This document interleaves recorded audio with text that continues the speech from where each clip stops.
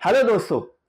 आज हम बात करेंगे बायस एडिटिंग के ऊपर, क्योंकि बहुत लोगों ने एक रिक्वेस्ट भेजा था कि बायस एडिटिंग के ऊपर एक वीडियो बनाओ। तो यहाँ पे एक सिस्टमैटिक प्रॉपर और बायस क्या होता है, बायस के अंदर क्या क्या होता है, जैसे रीजन्स क्या होते हैं, बायस के अंदर अलग अलग रीजन्स होते हैं।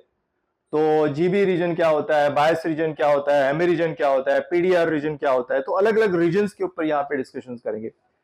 अभी जो बायस करप्ट हो जाता है, और बायस करप्ट होने के बाद जो हमारा नॉर्मली जो सीएसएमई रीजन है, जो सीएसएमई रीजन के अंदर प्रॉब्लम आ जाते हैं, तो सीएसएमई रीजन क्या है वो उसको हम लोग समझेंगे। सीएस रीजन एमई के अंदर जो ट्रस्टेड इंजन एग्जीक्यूशन है वो क्या होता है उसको देखेंगे। उसके बाद जो पीएमसी या पीसीएच कंट्रोलर्स है, जो किया कि यानी बायस जो है मतलब क्या होता है कि हमारा जो पीसीएच है या सीपीयू जिसको एसओसी बोलते हैं, सिस्टम ऑन चिप, तो उसी के अंदर एक 486 कंप्यूटर है, यानी कंप्यूटर के अंदर एक कंप्यूटर है जो बड़े कंप्यूटर को ऑब्जर्व कर रहा है या मैनेज कर रहा है। क्योंकि आजकल बहुत सारे थ्रेड्स, वायरसेस और हैकिंग हो जाते हैं। जैसे आपका कंप्यूटर है तो कोई भी उसको आराम से कहां से भी हैक कर लेता है, या कोई मेलवेयर डाल देगा और उसका डेटा को खींच लेगा। तो उसी को प्रोटेक्ट करने के लिए इंटेल ने जो प्रोसेसर बनाया, तो प्रोसेसर के अंदर एक प्रोसेसर रहेगा जो उसका खुद का मेमोरी रहेगी, खुद का बायस रहेगा, और उसकी खुद की ऑपरेटिंग सिस्टम रहेगी, और जो 24/7 चलते रहेगा। यानी हमारा अगर पीसी ऑफ भी है या लैपटॉप ऑफ भी है तो उसी तभी भी वो जो है वो चलते रहेगा, और वो कोऑर्डिनेट करेगा हमारा विंडोज के साथ। तो पीसीएच के अंदर या एसओसी के अंदर एक वो 486 कंप्यूटर है जो मैनेज करता है। इसको बोलते हैं कन्वर्ज सिक्योरिटी मैनेजेबिलिटी इंजन, सीएसएमई। तो बायस के अंदर जैसे मैंने बताया कि बायस के अंदर जो रीजन होते, तो जो रीजन होता है वो डिस्क्रिप्टर रीजन होता है, उसके बाद जो सीएसएमए रीजन होता है, उसके बाद बायस रीजन होता है, और पीडीआर रीजन होता है। तो ये जो सीएसएमए रीजन है, तो ये सीएसएमए रीजन करप्ट होने के बाद क्या क्या होता है, जैसे हम नॉर्मली देखते हैं कि लैपटॉप हमारा एक सर्टन टाइम में बंद हो जाएगा, फिक्स्ड इंटरवल में बंद हो जाएगा, या फिर लेट डिस्प्ले आएगा, या फिर कोई भी ऑपरेटिंग सिस्टम नहीं लेगा, या फिर फैन बहुत हाई स्पीड से स्पिन होगा, या फिर सीपीयू कोर वोल्टेज नहीं डेवलप होगा, डिस्प्ले नहीं आएगा, सिस्टम ऑन होगा। जैसे हमारा सीपीयू ऑन, सिस्टम ऑन हो गया, करंट मेरा एक सर्टन तक गया और तुरंत ऑफ हो गया। यानी अगर मुझे सपोज डीसी पे चाहिए करंट 350 या 400 मिली एम्पियर करंट चाहिए, तो करंट यहाँ 150 गया, और 150 के बाद तुरंत ड्रॉप डाउन हो गया। तो ये सब सिम्टम है एमई रीजन बायस करप्ट के। क्यों एमई रीजन बायस क्या होता है कि वो उसका जो सेटिंग्स है, मतलब जैसे मैंने पहले बताया कि पीसीएच के अंदर या एसओसी के अंदर एक पूरा कंप्यूटर है जिसके सारे पैरामीटर्स जो है वो मेन बायस के अंदर लिखे हुए। अभी अगर कुछ गड़बड़ हो गया तो वहां पे जो कीज है उसको चेंज कर देता है। और जिस तरह से हम लोग देखते हैं कि एक पर्टिकुलर हार्डवेयर के लिए एक पर्टिकुलर सॉफ्टवेयर लगता है ना, जैसे हम लोग कोई ड्राइवर इंस्टॉल करते हैं तो वो ड्राइवर उसी के लिए लगता है। सपोज एक कैमरा है, लैपटॉप्स का कैमरा है, तो उसी के लिए वही ड्राइवर लगता है। तो उसी तरह से यहाँ पे जितने भी पीसीएच है या एसओसी है उनके लिए एक पर्टिकुलर सॉफ्टवेयर लगेगा, उसके लिए पर्टिकुलर सॉफ्टवेयर लगेगा। हाँ, उसको बोलते हैं इंटेल रिपोजिशनरी फाइल। अब ये रिपोजिशनरी फाइल जो होते हैं हर एक पीसीएच के लिए अलग अलग होती है, फिक्स नहीं होते। जैसे मान लो आपका HM55 HM56 है, तो हर एक के लिए वो अलग रहेगा। तो वो किस तरह से होता है, उसको किस तरह से सिलेक्ट करना है, और उसके लिए अलग टूल्स भी लगता है जिसको एफआईटी बोलते हैं। तो ये एफआईटी टूल क्या होता है और उसको किस तरह से जाना है और किस तरह से क्लीन करना है। और जो एमई रीजन होता है उसके अंदर अलग अलग नंबर्स होते हैं। जिस तरह से हम लोग कंप्यूटर में देखते हैं कि आईपी एड्रेस होते हैं, उसी तरह से उसके हर एक अलग अलग नंबर्स होते हैं। वो नंबर किस तरह से होता है, एसक्यू क्या होता है, टाइप्स क्या होता है, एक्सट्रैक्टेड बायस क्या होता है, कॉन्फ़िगर्ड बायस क्या होता है, ये सब हम ये वीडियो में देखेंगे। उससे हमें मालूम पड़ेगा कि किस तरह से बायस को क्लीन किया जाता है। तो इसके लिए हमें सिर्फ 3 टूल्स चाहिए। एक तो पहला तो हमारा एक फॉल्टी बायस चाहिए जिसके अंदर हमें डाउट्स है कि हमारा जो एमई रीजन है, सीएसएमई रीजन है, वो करप्ट हो चुका है। हमारा ओल्ड बायस चाहिए, ठीक है। फिर ओल्ड बायस के अंदर उसके पैरामीटर्स क्या है, उसका वर्जन्स क्या है, उसका नंबर क्या है, मेजर माइनर हॉटपिक्स, वो सब नंबर क्या है, उसका एसक्यू क्या है, उसका टाइप्स क्या है। तो वो जानने के लिए हमें एक टूल लगता है, उसको बोलते हैं एमई एनालाइजर। वो एमई एनालाइजर को हमें रन करना है, और एमई एनालाइजर से हमें वो सारे पैरामीटर्स है उसके मिल जाएंगे। ओके, उसके बाद वही एमई एनालाइजर में दिखाया जाएगी कि कौन सा FITC टूल आपको यूज करना है। तो FITC टूल, वही FITC टूल को हमें यूज करना है। FITC टूल यूज करने के बाद उसके अंदर जो हमारा करप्टेड फाइल है उसको उसके अंदर ड्रैग करना है। जैसे हमने ड्रैग किया उसको फाइल को, तो वहां पे वो सारे के सारे पैरामीटर दिखा देगा। उसके बाद जो नेक्स्ट है वो हमें उसका एमई रीजन को चेंज करना है। तो एमई रीजन को चेंज करने के लिए हमें क्या लगेगा, हमें इंटेल की क्लीन एमई फाइल, जो हमें इंटेल की रिपोजिशनरी फाइल के अंदर मिलेगी। तो उसके अलग अलग वर्जन है, ठीक है। तो वो वहां से लेना है और उसको उसके अंदर से ऐड करना है, और ऐड करने के बाद हमें वो इमेज को बिल्ड करना है, और इमेज को बिल्ड करने के बाद हमारा क्लीन एमई बायस क्रिएट हो जाएगा। तो ये सारे के सारे टूल्स यहाँ पे मैंने डिस्क्रिप्शन बॉक्स में दे के रखे, और डाउनलोड कहां से कर सकते हैं आप, वहां से देख सकते हैं। और अभी हम उसको देखेंगे कि किस तरह से ये बायस होता है, उसके अलग अलग वर्जन क्या होते हैं, किस तरह से कौन सा टूल यूज करना है, और FITC टूल्स को किस तरह से एकदम सिंपल वे से बताऊंगा। बहुत ही सिंपल है, कोई कॉम्प्लिकेटेड नहीं है। लोगों ने बहुत ही उसको कॉम्प्लिकेटेड करके रखा है, तो बहुत ही इजी है। तो आपको आराम से वो वही FITC टूल यूज करना है, वही क्लीन रिपोजिशनरी फाइल को यूज करना है, और अपने जो ओल्ड बायस है उसको उसके अंदर क्लीन करके आपको एक नया आउट इमेज मिलेगा, जिसको आपको बायस के अंदर दोबारा राइट करना है। तो इस तरह से आपका ये फाइल क्रिएट हो जाएगा। सो दोस्तों, हमें आगे वीडियो शुरू करने से पहले, जैसे आप जानते हैं कि हमने ये लैपटॉप्स और डेस्कटॉप और एप्पल लैपटॉप्स के ऊपर काफी रिसर्च किया, और उसके आधार के ऊपर हमने कुछ बुक्स लिखे जो आप लोगों के लिए काफी यूजफुल बुक्स है, जिसके अंदर हर टाइप्स के प्रॉब्लम्स को सॉल्यूशंस, अलग अलग प्रॉब्लम्स के अलग अलग सॉल्यूशन, कलरफुल ग्राफिक्स, बहुत ही एनिमेटेड वे दिखाए गए, जिसके अंदर रीडिंग पार्ट्स बहुत काफी कम है, और जो यूज करके अलग अलग सिग्नल को आप पिन पॉइंट प्रॉब्लम को पकड़ सकते हैं, चाहे वो लैपटॉप डेड हो, नो डिस्प्ले हो, शॉर्ट सर्किट हो, डीम डिस्प्ले हो, वाइट डिस्प्ले हो, या कोई पेरिफेरल खराब हो, जैसे USB ऑडियो नेटवर्क, कोई भी चीज खराब हो, या बैटरी नहीं चार्ज हो रही हो, तो कोई भी प्रॉब्लम को आप इसको आसानी से कैच कर सकते हैं। तो बुक्स के अंदर काफी डिटेल इंफॉर्मेशन है, और ये इंफॉर्मेशन को लेके आप, आपके लिए एक बहुत ही अच्छा एक हैंड बुक्स है, और इसको यूज करके आप एक अच्छे इंजीनियर बन सकते हो। और उसका रिवाइज एडिशंस अभी आ चुका है, और वो रिवाइज एडिशंस का आप इस्तेमाल करके एक अच्छे इंजीनियर बन सकते हो। सो दोस्तों, ये है वो रिवाइज एडिशंस, और ये कलरफुल बुक्स है, काफी इंफॉर्मेटिव बुक्स है। और इसका जो इंडेक्स पेज है, वो इंडेक्स पेज हमने ये डिस्क्रिप्शन में डाल के रखा है, तो अगर आपको देखना है तो आप उसका इंडेक्स देख सकते हो। और उसके साथ साथ अगर आप एप्पल में काम कर रहे हो, मैकबुक में काम कर रहे हो, तो ये मैकबुक के लिए बुक्स है। तो ये दोनों बुक्स को इस्तेमाल करके आप एक अच्छे इंजीनियर बन सकते हो, और एक्यूरेसी, आपका पिन पॉइंट एक्यूरेसी हो सकता है, और काफी अच्छे दाम में है। आप कोई भी कोर्स करेंगे तो 30,000 40,000 खर्चा करेंगे, तो ये बुक्स काफी अच्छा प्राइस में, अभी उसका प्राइस है 1650 इंडिया के लिए, और इसका प्राइस है 2200। तो इसको यूज करके आप एक अच्छे इंजीनियर बन सकते हो। और अभी हम देखेंगे किस तरह से एमई एनालाइजर को इस्तेमाल किया जाता है, FITC टूल्स किस तरह से इस्तेमाल किया जाता है, और एक करप्टेड बायस को हम लोग किस तरह से प्रोग्राम करके एक अच्छा बायस बना सकते हैं। तो लेट्स स्टार्ट।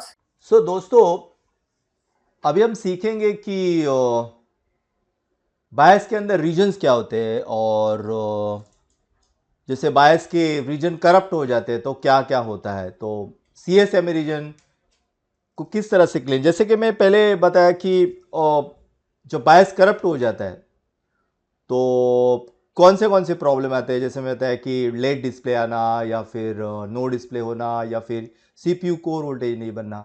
तो फर्स्ट हम लोग देखते हैं कि बायस है, अभी ये मेरा बायस है, ठीक है, 8 लेग का बायस है, और 25Q64 यानी 8 MB का ये बायस है, और इसके अंदर ये 4 रीजन होते हैं। तो फर्स्ट जो रीजन होता है वो होता है डिस्क्रिप्टर। डिस्क्रिप्टर फ्लैश डिस्क्रिप्टर यानी बायस के सारे पैरामीटर, यानी कौन सा रीजन कहां पे चालू होता है, कौन सा रीजन एनेबल है राइट के लिए या रीड के लिए एनेबल है, पॉइंटर्स कहां पे, ये सारी इंफॉर्मेशन, जस्ट लाइक हमारा एक बुक का इंडेक्स होता है ना, एक बुक्स है तो उसका एक इंडेक्स पेज होता है। तो बुक्स के अंदर क्या होता है, इंडेक्स पेज होता है। तो इंडेक्स पेज के अंदर सारी इंफॉर्मेशन रहती है कि कौन सा चैप्टर कहां पे लिखा होता है, कौन सा चैप्टर कहां पे लिखा है, ये सारी इंफॉर्मेशन ये इंडेक्स पेज में होती है। तो सिमिलरली ये डिस्क्रिप्टर के अंदर सारी इंफॉर्मेशन होती है कि कौन सा सेक्टर या कौन सा रीजन कहां से स्टार्ट होगा। तो यहां पे हम दिख रहे हैं कि टोटल 1 2 3 4 एंड 5 रीजन है। फर्स्ट तो डिस्क्रिप्टर है यानी इंडेक्स पेज है। दूसरा रीजन जो एमई रीजन है, एमई रीजन यानी इंटेल मैनेजेबिलिटी इंजन या इंटेल मैनेजमेंट इंजन। उसके अंदर हर पीसीएच का एक अलग से ड्राइवर्स होता है। हर पीसीएच का अंदर एक कंप्यूटर्स है जो 486 है और उसकी अपनी खुद की एक ऑपरेटिंग सिस्टम्स है और वो ऑपरेटिंग सिस्टम उसी के अंदर है, पीसीएच के अंदर ही है और उसका रैम भी उसी के अंदर है। लेकिन उसके एक्सटर्नल पैरामीटर्स वो बाहर लिखे, यानी ये जो बायस है ये बायस के अंदर उसके जो मैनेजमेंट मतलब वो किस तरह से चलेगा, उसके फर्स्ट सेक्टर कौन से रीड करेगा या फिर उसके जो नंबर्स है या मॉडल नंबर, सीरियल नंबर या और सो मेनी इंफॉर्मेशन, बहुत सारी जानकारी ये एमई रीजन के अंदर होती है।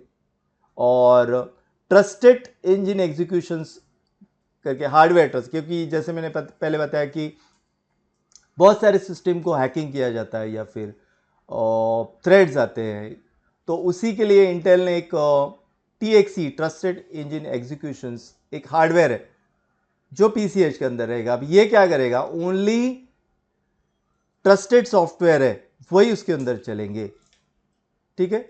और पीएमसी है, पावर मैनेजमेंट कंट्रोलर है, पीसीएच कंट्रोलर है और भी यूएसबी कंट्रोलर्स है जो टाइप सी के कंट्रोलर है। तो उसके जो बायस के जो सेक्टर, ये सारी के सारी जो इंफॉर्मेशन है वो सीएस एमई रीजन के अंदर आती है। तो यहाँ पे हम देख सकते हैं कि जो एमई रीजन है, एमई रीजन बायस, तो इसके अंदर ये सीएस एमई रीजन है, convert security manageability engine, trusted execution engine, PMC power management controller, PCH controller और टाइप सी कंट्रोलर। यानी ये बायस मतलब सीएसएमई के अंदर ये बहुत सारे सेक्टर्स है या बहुत सारे उसके अंदर भी बहुत सारे रीजन्स है जो डिफरेंट डिफरेंट टास्क को कंट्रोल्स करते हैं, डिफरेंट डिफरेंट टास्क को मैनेज करते हैं, ठीक है। तो बायस के अंदर ये सीएसएमई रीजन है। उसके बाद एक जीबी रीजन होता है, गीगाबाइट इथरनेट एड्रेस, जहाँ पे मैक आईडी जो इथरनेट का मैक आईडी उसके अंदर से होता है। उसके बाद जो होता है बायस रीजन, यानी एग्जैक्टली वो जो बायस क्या काम करेगा, यानी जिसको बोलते हैं हम लोग पावर ऑन सेल्फ टेस्ट। तो ये कोड्स जो एक्चुअली जो मदरबोर्ड के कोड जो होते हैं, कॉन्फ़िगरेशन होते हैं, इंटायर जो मदरबोर्ड के जो कॉन्फ़िगरेशन होते हैं वो सारी की सारी इंफॉर्मेशन है बायस रीजन के अंदर होती है।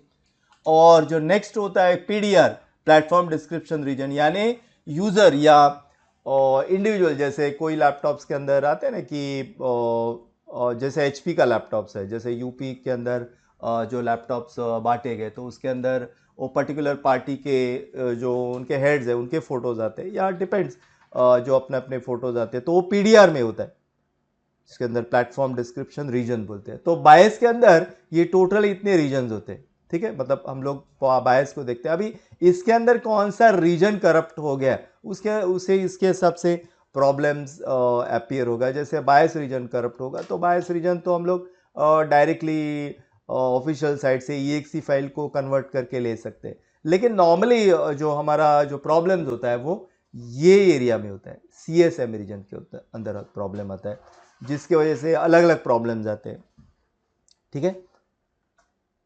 तो ये है बायस का एक बेसिक इंट्रोडक्शन। उसके बाद अभी हमारे जो पीसीएच है वो पीसीएच किस तरह से बायस को एग्जीक्यूट करेगा। तो पीसीएच को जैसे हम लोग सिस्टम को स्टार्ट करते हैं या सिस्टम स्टैंड बाय में रहती है, तो फर्स्ट क्या होगा कि बायस के अंदर इसके अंदर रीजन्स है, जो पिन नंबर 1 चिप सेलेक्ट है, पिन नंबर 2 रीड है और क्लॉक राइट और क्लॉक से।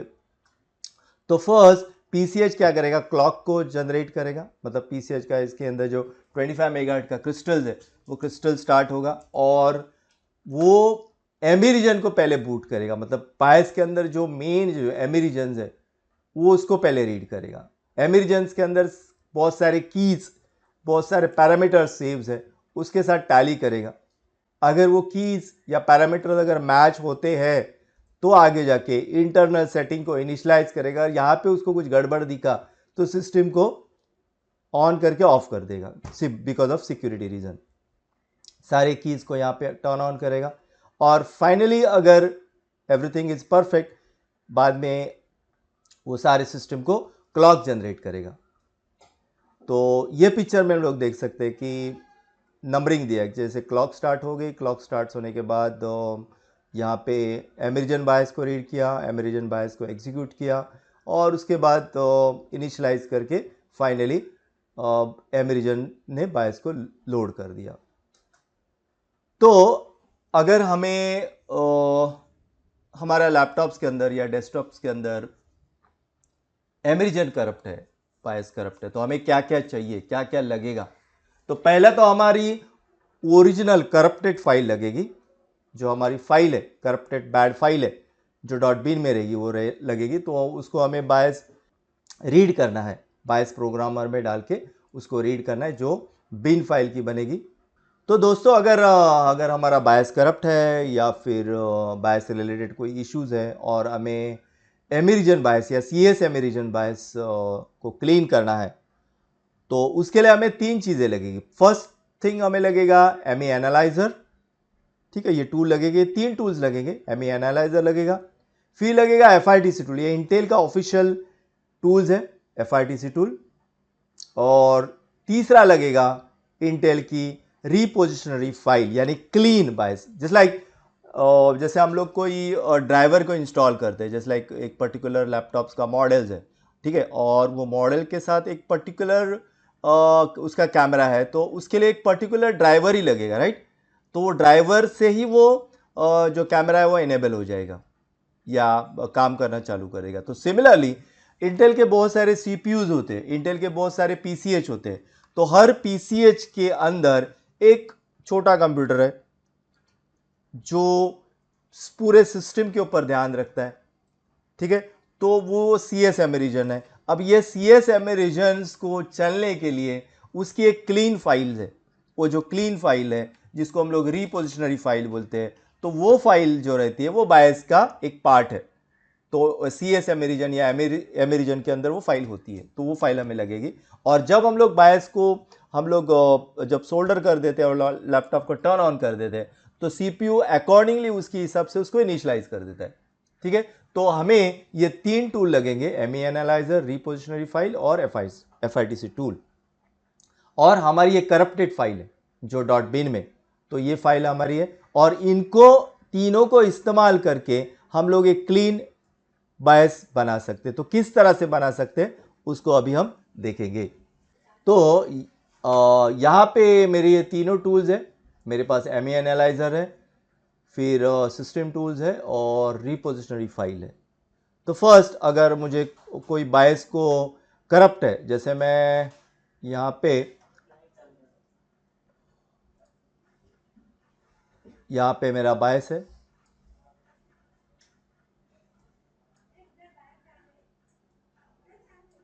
ये मेरा बायस है, सपोज ये मेरा बायस करप्ट है जिसके अंदर मेरा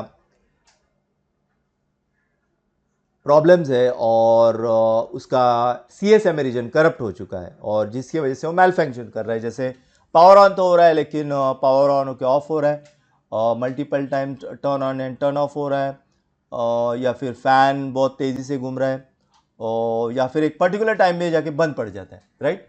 तो ये इसका जो एम रीजन है वो करप्ट हो चुका है। तो अभी मुझे इसको ठीक करना है, तो मुझे क्या करना पड़ेगा? तो ये बायस को मैं एक यहाँ पे ले लेता हूँ,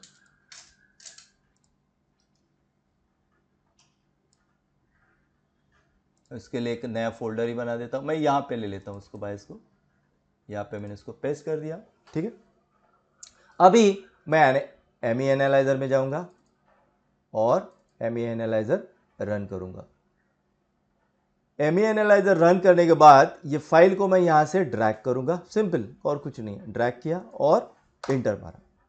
हाँ, तो जैसे मैंने यहाँ पे इंटर मारा तो उसके बाद यहाँ किसके पैरामीटर्स ओपन हो गए, इसके पैरामीटर्स हो, और इसको हमें समझना है और बहुत ही सिंपल है, ऐसा कुछ कॉम्प्लिकेटेड तो नहीं लग रहा है मुझे, बहुत ही सिंपल है। ME एनालाइजर ने इसको खोल दिया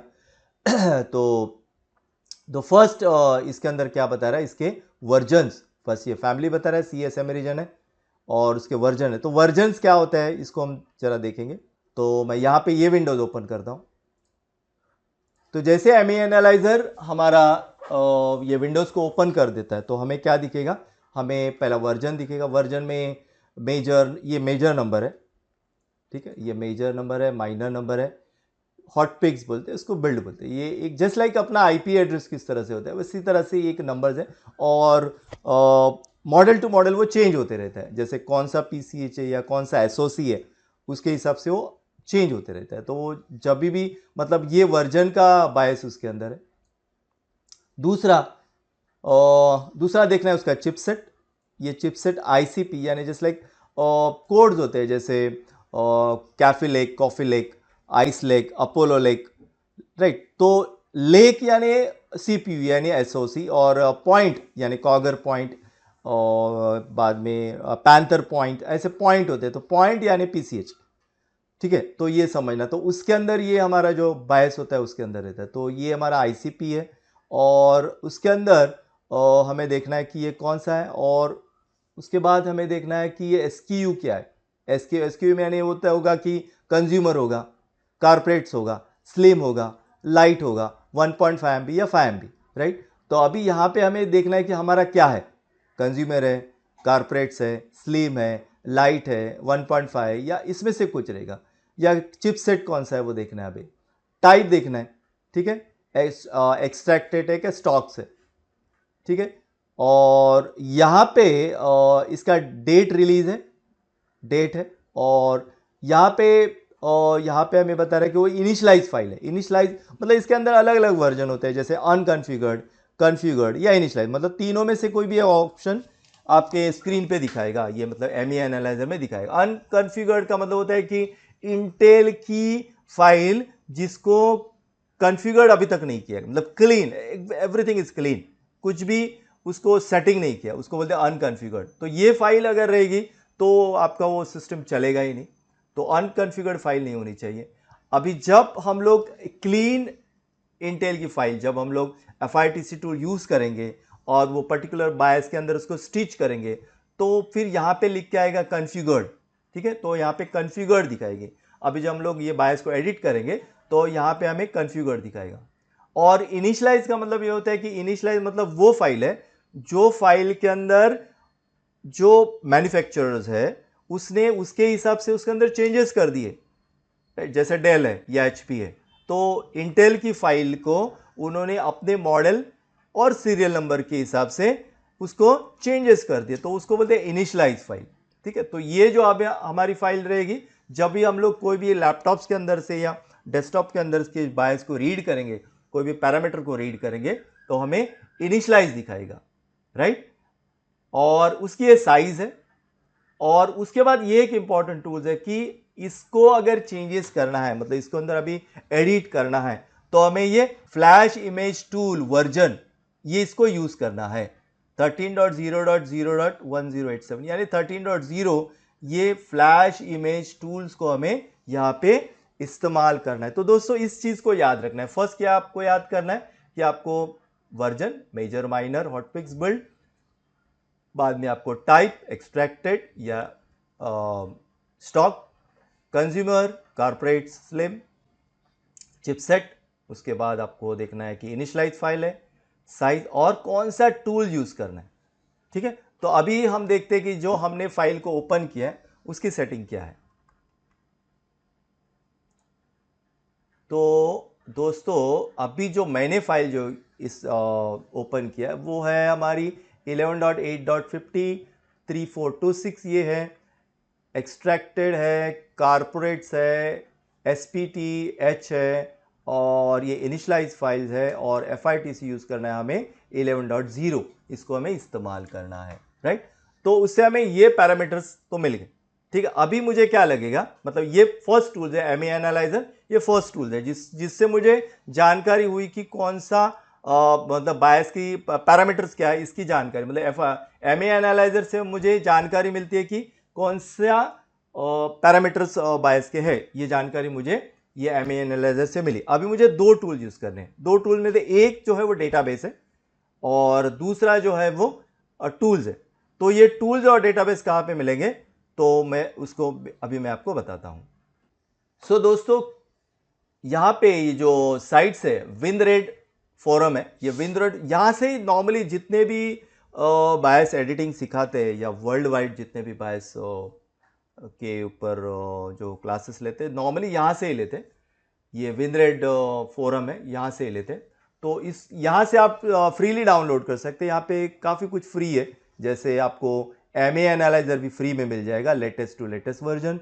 आपको लेटेस्ट टू लेटेस्ट उसके अंदर जो इंटेल की क्लीन मैनेजेबिलिटी इंजन फाइल है वो मिल जाएगी। इसके अंदर आपको FITC टूल सारे के सारे, मतलब version two version FITC tool अलग अलग है और version two version clean ME file भी अलग अलग है। तो हमें देखना है कि कौन सा, और इस यहाँ से डाउनलोड करना है। सिंपल, यहाँ से देखो काफ़ी सारी चीज़ें यहाँ से, तो आप यहाँ से सिंपली डाउनलोड कर सकते हैं, ये फ्री है।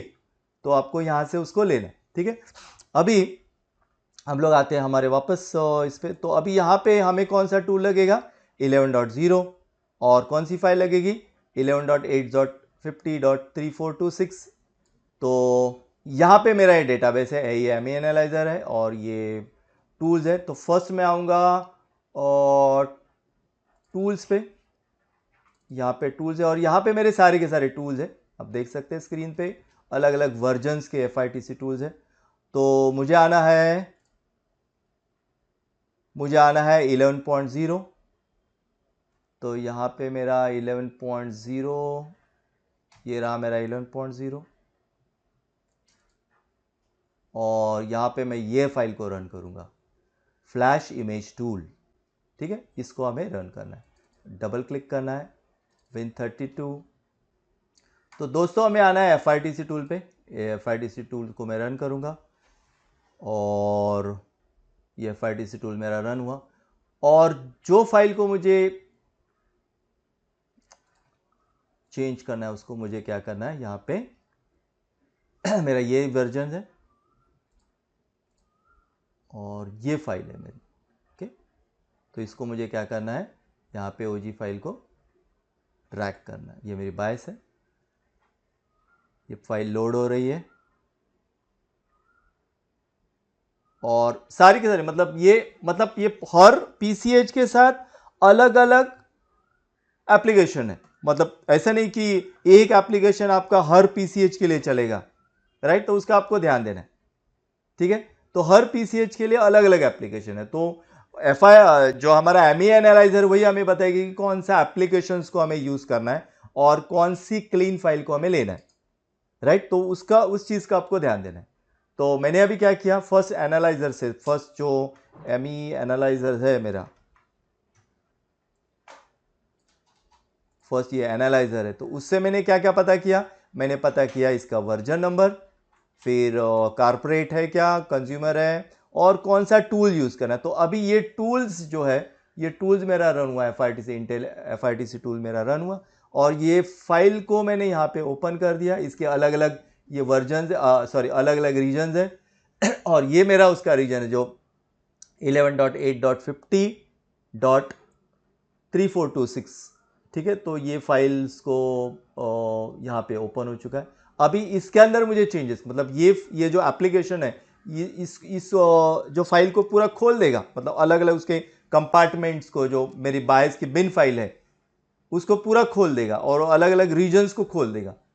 तो उसने ऑलरेडी ये रीजन्स को खोल दिया, उसने फोल्डर बना दिया। तो उसको इमीडिएटली मुझे क्या करना है, उस बिल्ड नहीं करना है। तो मुझे क्या करना है, अभी उसके अंदर जो इंटेल की क्लीन फाइल्स है उसके अंदर मुझे जाके सेव करनी है। तो मैं क्या करूंगा, फर्स्ट इसके लिए मुझे वापस में आऊंगा, यहां पे आऊंगा रिपोजिशनरी में, ठीक है। तो उसके पहले हमें कुछ सेटिंग करनी है। तो मैं आऊंगा बिल्ड सेटिंग पे, बिल्ड सेटिंग में मुझे जनरेट इमीडिएट फाइल, ये दिख रहा है जनरेट इमीडिएट फाइल, उसको नो करना है, इसको नो करना है, राइट। इसको नो किया, क्लोज किया मैंने इसको।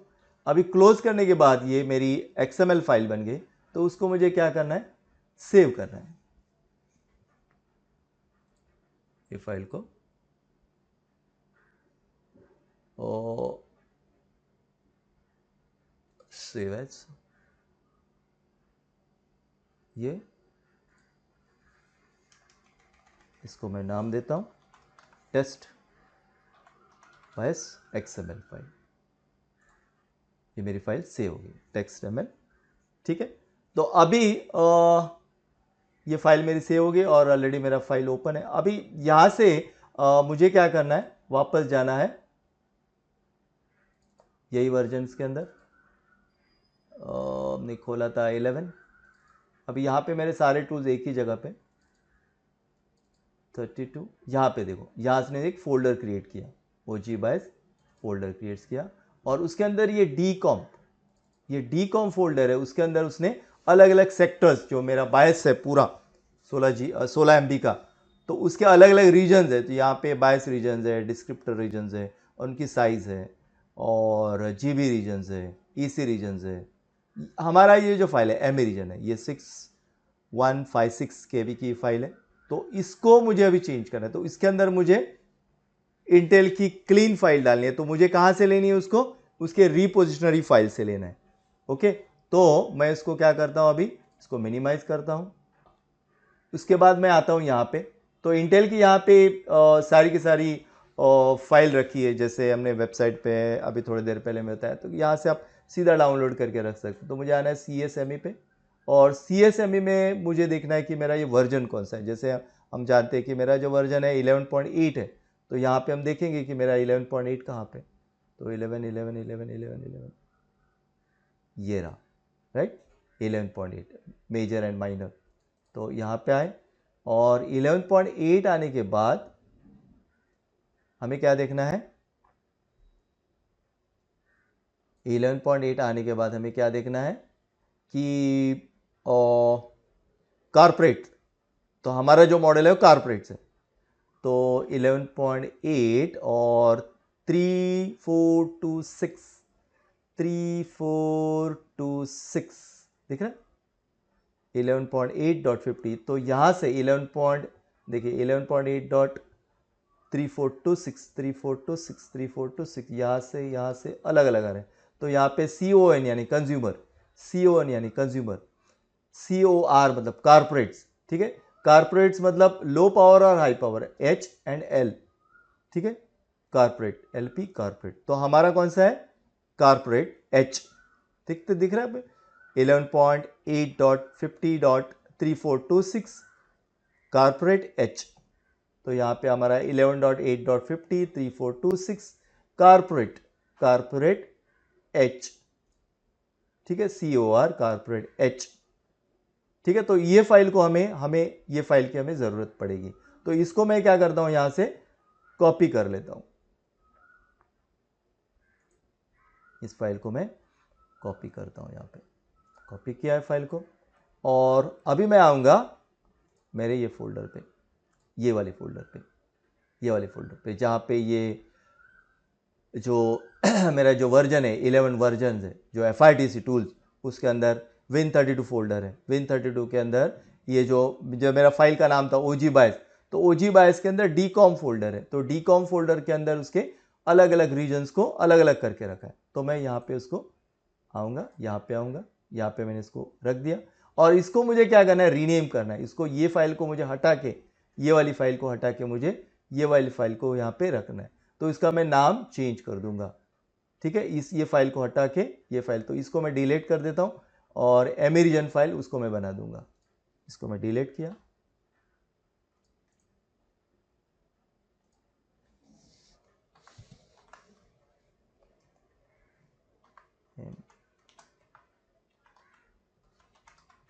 ME reason. ठीक है, तो यहाँ पे मैंने वो फाइल को क्रिएट कर दिया। सो ये मेरी फाइल बन गई एमई रीजन्स, ये वाली फाइल। ठीक है, तो ये मेरी फाइल यहाँ पे आ गई। अभी मुझे क्या करना है, अभी फाइल को तो मैं चेंज कर दिया, अभी मैं इसको FRTC को वापस खोल देता हूँ, और जो मेरी टेस्ट बायस है XML है, उसको मैं यहाँ पे ले लेता हूँ।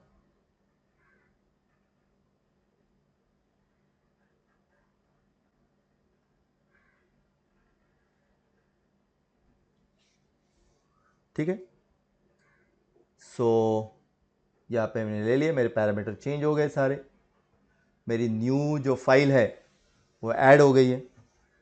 और अभी मुझे क्या करना है, सिर्फ बिल्ड करना है। सो ये यहाँ पे मैं जैसे क्लिक करूँगा और यहाँ पे फाइल बिल्ड हो जाएगी।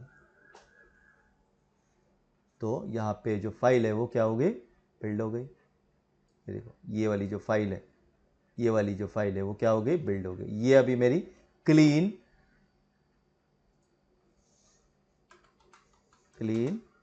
एबी 22, ठीक है। तो ये मेरी फाइल जो होगी बिल्ड हो गई, ठीक है। तो अभी इसको मुझे डायरेक्ट मैं बायस प्रोग्रामर में डाल के उसको राइट करके मैं यूज़ कर सकता हूँ, लेकिन उसको एक बार चेक करेंगे कि जो पैरामीटर्स है वो प्रॉपर है कि नहीं। तो मैं दोबारा इसको एम एनालाइजर से चेक करूँगा। तो मैं इसको क्या करता हूँ, मैं इसको कॉपी करता हूँ और यहाँ पे रख देता हूँ, पेस्ट किया मैंने। ये जो क्लीन बायस है, ठीक है, ये मेरी ओरिजिनल फाइल, ये मेरी आफ्टर चेंजेस मतलब FRTC टूल्स और क्लीन फाइल जो डालने के बाद जो फाइल हुई वो दोनों की साइज सेम है। और मैं यूज़ करूँगा एनालाइजर,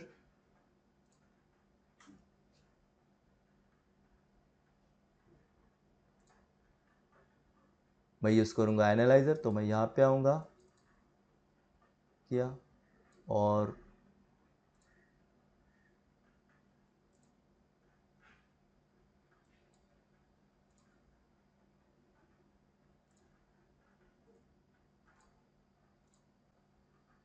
तो मेरा एनालाइजर ओपन हुआ है और ये फाइल को मुझे ड्रैग करना है। मैंने फाइल को ड्रैग किया यहाँ से और इंटर दबाया, देखो इंटर दबाया। तो यहाँ पे मेरी जो नए जो फाइल बन गई उसके सारे के सारे पैरामीटर्स है,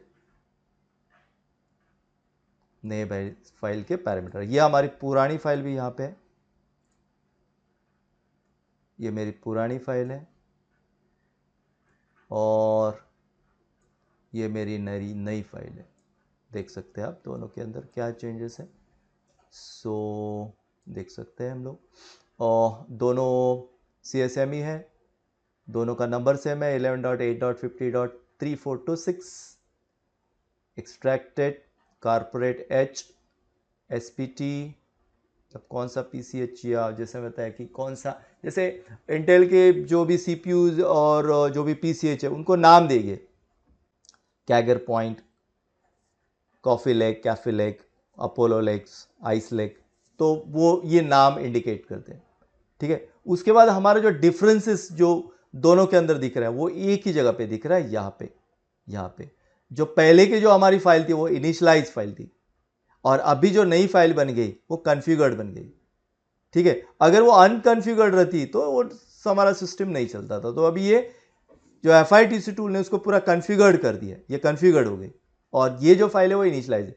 तो ये फाइल को हमें क्या करना है, अभी बायस के अंदर राइट करना है और लैपटॉप्स के अंदर उसको सोल्डर करना है। और लैपटॉप्स को जैसे हम लोग टर्न ऑन करेंगे और अकॉर्डिंगली वो जो पर्टिकुलर PCH है, जैसे हम बायस के अंदर राइट करेंगे वो फाइल को और PCH को ऑन करेंगे, सिस्टम्स को ऑन करेंगे, और ये जो एमी रीजन है, CSME रीजन है, वो तो क्या करेगा, अकॉर्डिंगली उसके जो पैरामीटर है, यानी CPU का सीरियल नंबर, PCH का सीरियल नंबर या बाकी के जितने भी पैरामीटर्स है, जो PDR की इंफॉर्मेशन है, और ये सारी की सारी इंफॉर्मेशन ये CSME रीजन के अंदर भर देगा और उसके पैरामीटर अकॉर्डिंगली उसकी जो रिक्वायरमेंट है अकॉर्डिंगली उसको चेंज करेगा। और ये केस में आपका लैपटॉप 2-3 बार रिस्टार्ट भी हो जाएगा, मतलब ऑन होगा, ऑफ होगा, ऑन होगा, ऑफ होगा और फिर डिस्प्ले आएगा। और बाद में एक बार वो सेटिंग पैरामीटर एक बार सेट हो गए फिर वो कॉन्स्टेंटली इमीडिएटली डिस्प्ले आ जाएगा। तो उसको आपको घबराने की बात नहीं। जब ये फाइल कॉन्फ़िगर्ड हो जाती है तो आपका सिस्टम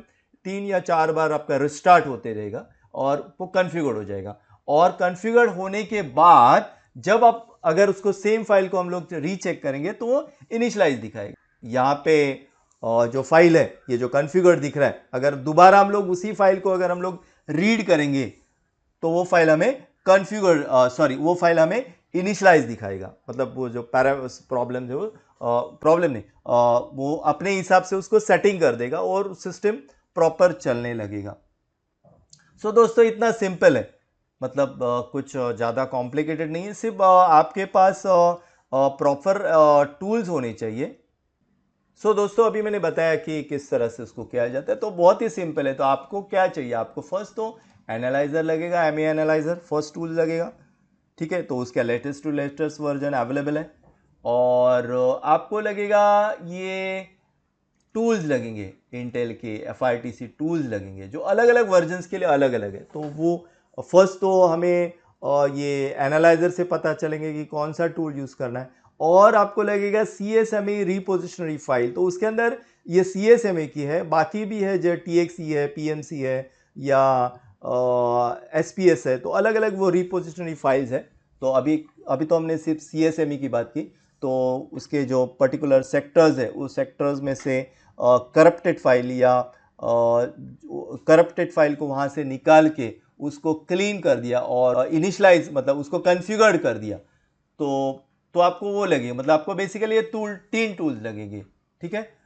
एक CSME repository file, CSME system tools और ME एनालाइजर। और आपके ओरिजिनल बायस को ही उसके अंदर चेंजेस करके आप उसको ठीक कर सकते हैं। और आपके जो भी लेटेस्ट लैपटॉप्स के जो भी प्रॉब्लम्स आते हैं, जैसे लेट डिस्प्ले या डिस्प्ले एक पर्टिकुलर टाइम पे बंद हो जाना, फैन स्पीड में घूमना, या CPU कोर वोल्टेज नहीं बनना, सिस्टम ऑन होकर ऑफ होना, या कोई भी डिवाइसेस को डिटेक्ट नहीं करना, ऐसे अलग अलग प्रॉब्लम्स को आप इससे रेक्टिफाई कर सकते हैं। और बहुत ही सिंपल वे से इसको कर सकते हैं। और ये सारे के सारे टूल्स आपको ये साइट्स पे मिल जाएंगे, और मैंने भी यहाँ से ही लिए सारे के सारे टूल्स, तो उसको इस्तेमाल करके आप कर सकते हो। और दूसरा इसके अंदर और एक है कि एक बायस एडिटिंग के लिए एक LB++ करके भी एप्लीकेशन है, उसको भी मैं अभी आपको दिखाता हूँ। इजिप्ट के एक ओसामा करके उसने इनको बनाया है, और ये पेएबल है। तो अगर आप चाहे तो उसको भी खरीद सकते हो, कुछ $100 उसकी कॉस्ट है। और अलग अलग उसके अंदर अलग अलग वर्जन है। लेकिन बेसिकली वो लोग भी यही यूज़ करते हैं, मतलब बैकग्राउंड में उनके यही चलता है, FRTC टूल्स और सब यही चलता है, और कुछ खास नहीं है। तो इसको भी चाहे तो आप यूज़ कर सकते हो। इसके अंदर भी सिंपल है, जैसे इसके अंदर काफ़ी सारे उन्होंने टूल दिए हैं, जैसे एमी सपोर्ट टूल्स दिया है। तो इसके अंदर भी सेम फाइल को आपको ओपन करना है। वही फाइल को मैं देखो यहाँ पे ओपन कर देता हूँ, वही फाइल को मैं यहाँ पे ओपन करता हूँ। तो ये मेरी OG फाइल है, इसको मैंने यहाँ पे ओपन कर दिया। और ओपन करने के बाद यहाँ पे इसको यहाँ पे इसके अंदर इनबिल्ड, मतलब जितने भी टूल्स है ये सॉफ्टवेयर के अंदर इनबिल्ड है। मतलब ये एक एडवांटेज है, इसके अंदर आपको अलग अलग टूल्स खुद जोड़ने की ज़रूरत नहीं, इसने खुद अलग अलग टूल्स से कंपाइल्स करके दे के रखे। तो सिंपल हमें यहाँ के सजेशन फाइल्स मिल गए, और यहाँ पे उसको एनालाइजर भी इनबिल्ड है। तो हम लोग उसको एनालाइज करेंगे सेम वे, यहाँ पे एनालाइज किया, ठीक है। तो यहाँ पे एनालाइज हो गया फाइल है। देखो यहाँ पे हम लोग दोबारा उसी फाइल को एनालाइज कर रहे, एनालाइज किया,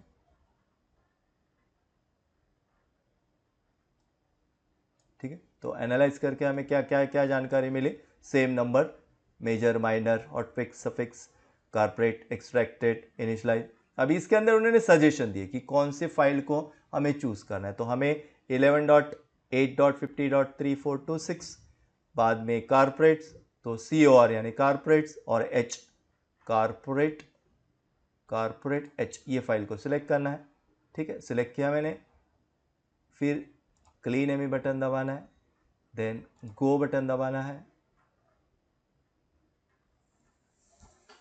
और फाइल क्रिएट्स हो गई। मतलब सिंपल, मतलब जैसे मैंने पहले के इसमें बताया कि मैन्युअली हमें एक एक टूल्स को चूज करना पड़ता है, तो इसके अंदर हमें मैन्युअली कोई टूल्स को चूज करने की ज़रूरत नहीं, वो अपने आप वो पर्टिकुलर फाइल ले लेगा। और ये बैकग्राउंड में ये मेरी फाइल बन गई, ठीक है। ये फाइल मेरी बन गई, ये देखो। ये अगर मुझे इसको एनालाइज करना है, ठीक है, मैं इसको दोबारा मैं इसको एनालाइज करता हूँ, तो ये कॉन्फ़िगर्ड बनी रहेगी। तो मैं यहाँ पे उसको फाइल को ओपन करता हूँ, ये clean bias, open, and then analyse.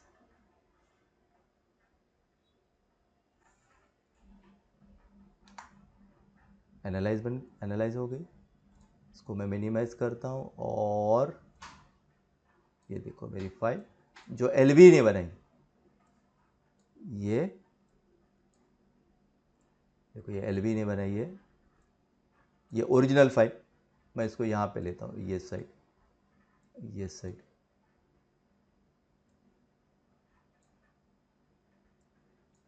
इस साइड।